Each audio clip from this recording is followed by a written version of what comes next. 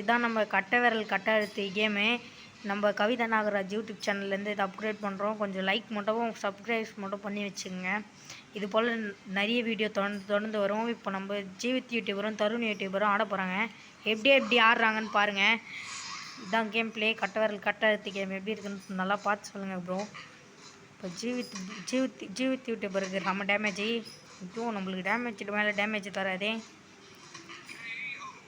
போட்டேன் காய்ஸ். நம்மக்கிட்ட மோத முடியுமா காய்ஸ்? நம்ம தான் காய்ஸ் இங்கே பிளேயரே. யார் வேணாலும் வரலாம் காய்ஸ். இது ஒரு ஆன்லைன் கேம் தான்.